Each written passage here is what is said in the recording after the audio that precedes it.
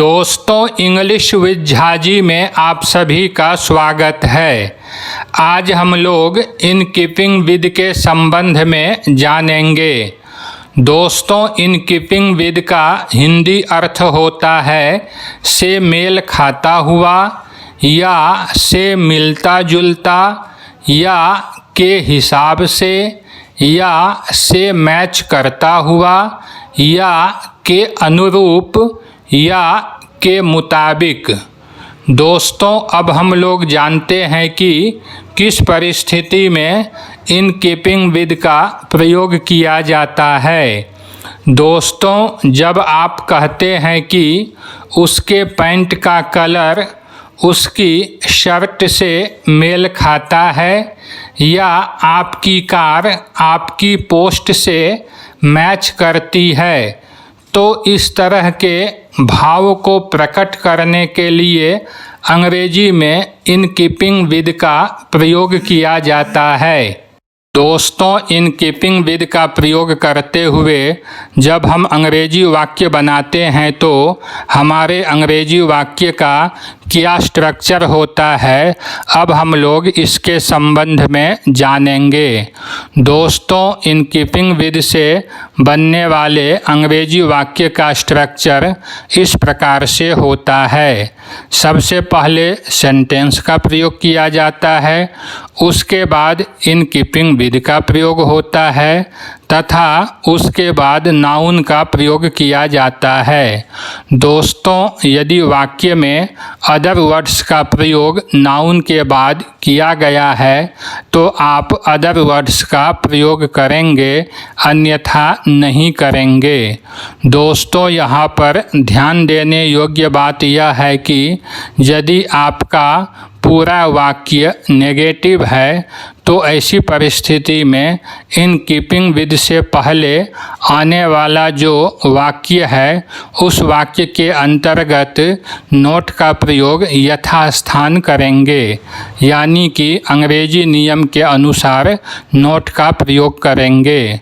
दोस्तों, इस स्ट्रक्चर को ध्यान में रखते हुए मैंने आरंभ के दो वाक्य नेगेटिव बनाए हैं।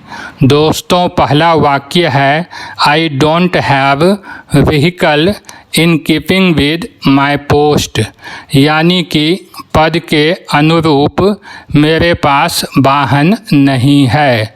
दोस्तों, यहाँ पर अंग्रेजी वाक्य में सबसे पहले सेंटेंस का प्रयोग किया गया है। सेंटेंस नेगेटिव है। सेंटेंस है आई डोंट हैव व्हीकल, उसके बाद इन कीपिंग विद का प्रयोग किया गया है तथा उसके बाद नाउन के रूप में माई पोस्ट का प्रयोग किया गया है।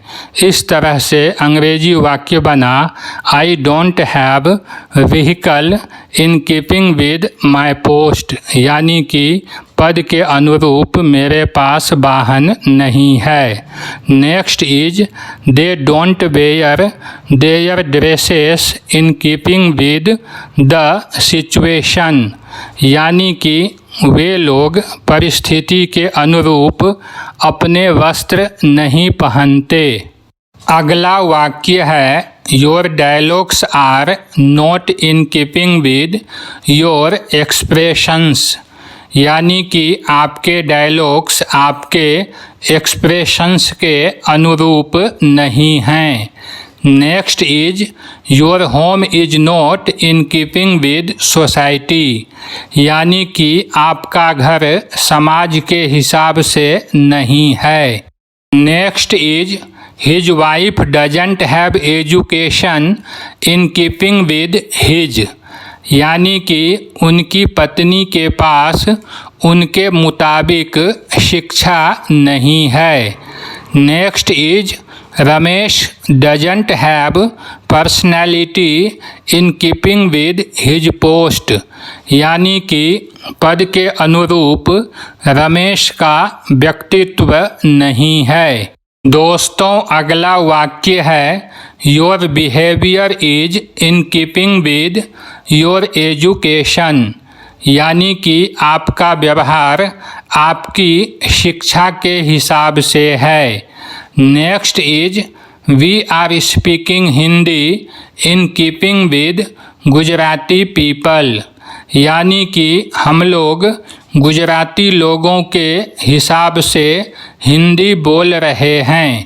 Actor Rajkumar used to deliver his dialogues in keeping with royal person, यानी कि अभिनेता राजकुमार शाही शख्सियत के मुताबिक अपने डायलॉग्स बोलते थे।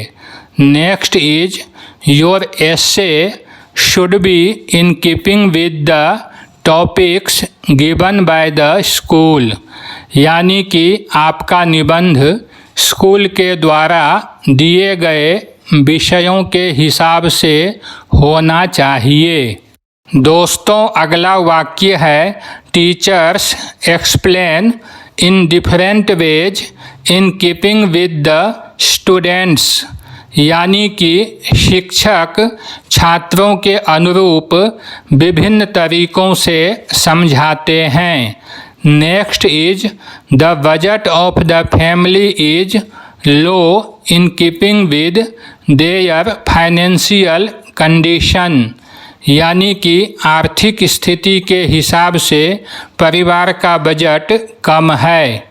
दोस्तों, अंतिम वाक्य है the mall contains different shops in keeping with the customers, यानी कि मॉल में ग्राहकों के हिसाब से विभिन्न दुकानें हैं।